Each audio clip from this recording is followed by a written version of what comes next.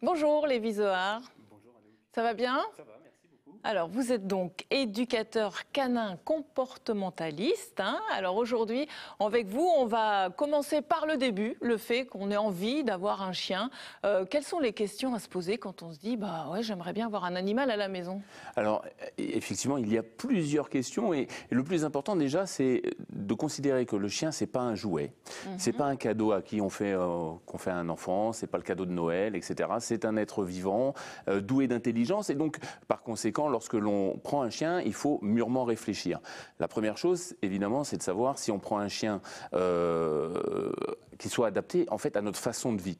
Par exemple, vous n'allez pas prendre un chien qui a besoin de sport, un husky, si vous êtes une personne d'un certain âge qui reste à la maison, votre chien va complètement s'ennuyer. Et à l'inverse, si vous êtes sportif, vous allez éviter de prendre un chihuahua parce que, évidemment, ça va être sinon compliqué pour le chien de vous suivre dans votre jogging, etc. Donc on n'achète pas au coup de cœur, Non. on réfléchit avant C'est ça. et on se pose ce genre de questions, quoi. Tout à fait. Et puis ensuite, il y a d'autres questions très importantes à prendre en considération. Par exemple, vous pouvez pas, il faut prendre en considération, est-ce que j'ai les moyens de subvenir aux besoins du chien. L'alimentation, l'hygiène, C'est ça.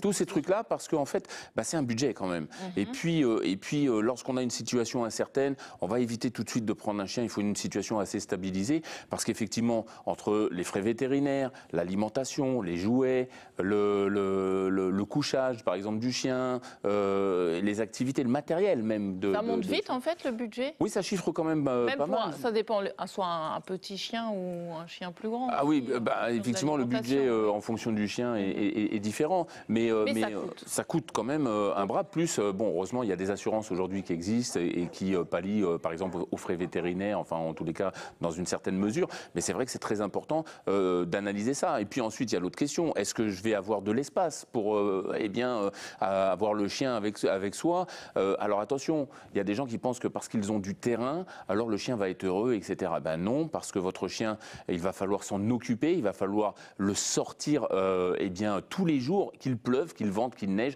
Donc il faut donner du temps à l'animal aussi. C'est ça aussi qu'il faut réfléchir. C'est ça. On ne prend pas un chien pour qu'il non, soit tout voilà. seul dans la maison. Il est là il est avec vous. Vous devez lui donner, effectivement, lui accorder un maximum de temps. Alors sans entrer non plus dans le système anthropomorphique ou alors je reste tout le temps avec, parce que le chien, il faut qu'il apprenne aussi et surtout à rester seul, à faire le détachement. Voilà. Ensuite, un autre point très important, c'est vous partez en vacances. Bon, oui. c'est bien, mais est-ce que l'endroit où vous allez aller accepte le chien ou pas? Si c'est pas le cas, il va falloir lui trouver une pension ou éventuellement un pet sitter, par exemple quelqu'un qui vient à la maison pour sortir le chien, s'en occuper, etc. Donc tous ces actes de réflexion sont importants, parce que là aussi c'est un budget lorsque vous faites cela. Si vous pouvez pas emmener vos chiens, ça devient problématique. Les vacances aussi. Oui, bien sûr. Donc on s'est posé la question, on a réfléchi et finalement on souhaite un chien.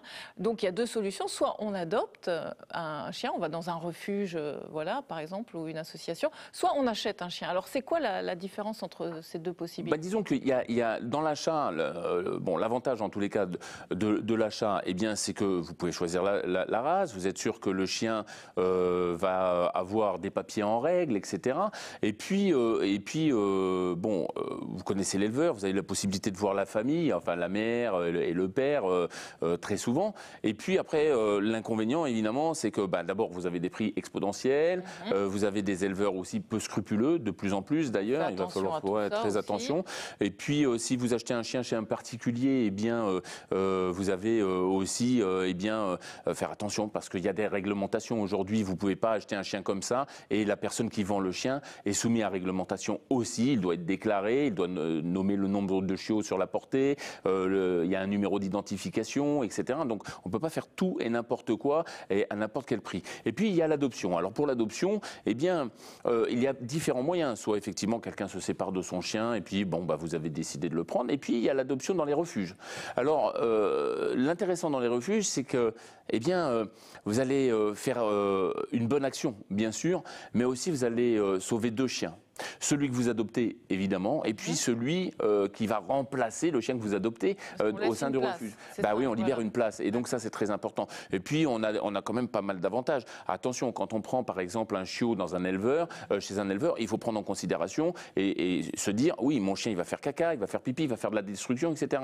Lorsque vous avez un chien qui est adulte, eh bien, vous évitez toute cette partie-là. En revanche, eh bien, il peut avoir son passif. Et ça, c'est vrai. Oui, c'est ça, on ne le connaît pas toujours. Donc non, on ne connaît pas son passif et on a extrêmement du mal à obtenir son passif parce que les associations ne le disent pas, ils ne veulent pas le dire, c'est normal. Mais attention, en élevage, en association, pardon, dans les refuges, etc., tous les chiens qui sont en refuge ne sont pas des mauvais chiens.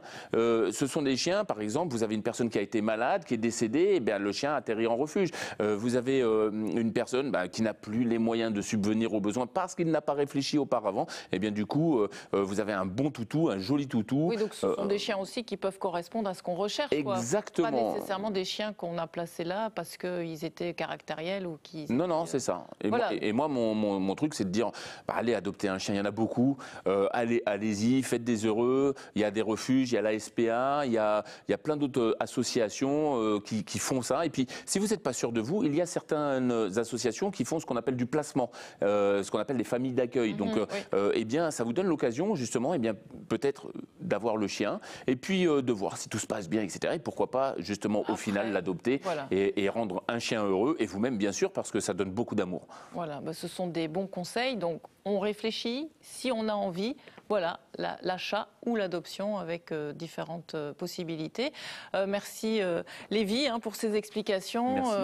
On vous retrouve dans une émission radio, c'est ça? Tout à fait, Parlons Chien, l'émission radio. Donc vous la retrouvez soit en FM sur le 98.5 si vous êtes dans le secteur du Noyonnais. En revanche, eh bien, sinon, sur Facebook, voilà. La page Parlons Chien, l'émission radio qui prend beaucoup d'ampleur aujourd'hui et vous pouvez poser directement vos questions. Merci, et puis nous on se retrouve bientôt pour d'autres conseils. Merci beaucoup. Merci infiniment.